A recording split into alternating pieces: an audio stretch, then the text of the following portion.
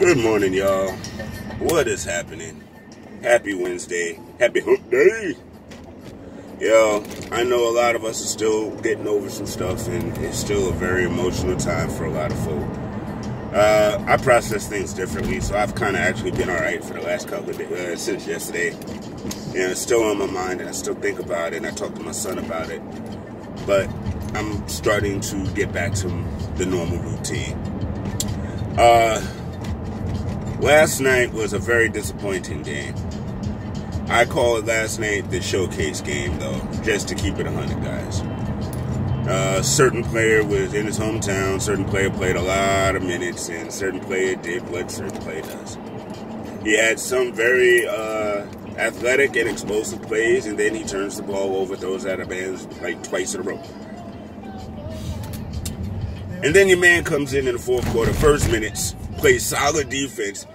Frank got to teach everybody else how to get over screens, because he the only one that really know how to get over screens and not get caught on them joints.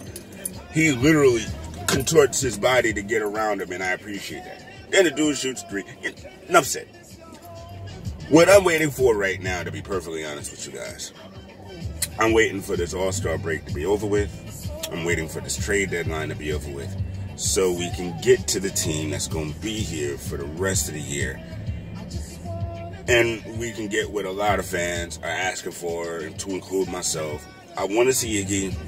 I want to see Kenny Wooten. I want to see the young guys play now. We know what Portis got. We know what Ellington got. We know what Dennis got. We know what Bullock got. Now, my only caveat with Bullock is I'm not sure really how this deal is restructured. So I don't know if he's just an ancillary piece or he's actually a part of plans past this year. Not sure. I like him, though. But I feel like we already have him in Dotson. That's just how I feel about that. I want to see Trier coming in off the bench at the 2, guys. If you're not going to trade him, play that young man and start playing. Kevin got to start after the All-Star break, even if whether we keep Mook or not. Kevin got to start.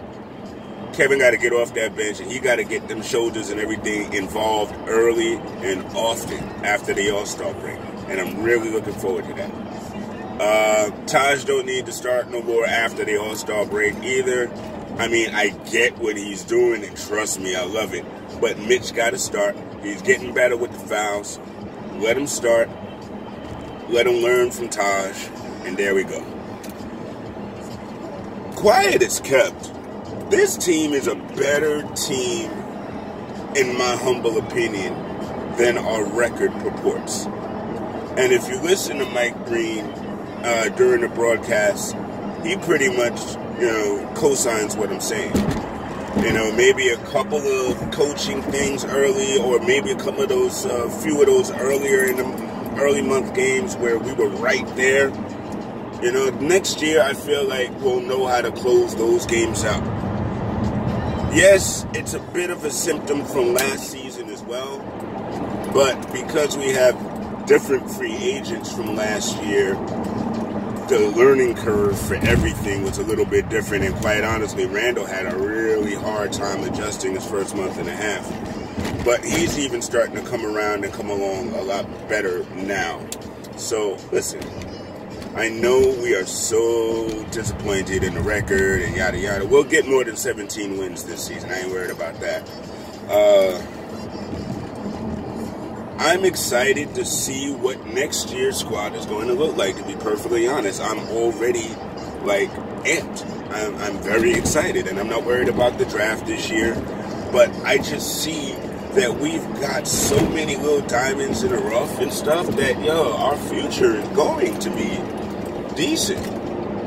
It's not going to be next season that we really move the needle. It's not. It's not going to be for, I honestly say, 2 more years. But that needle is moving, guys. The needle is moving. I'm sorry, the camera today is a little buggy.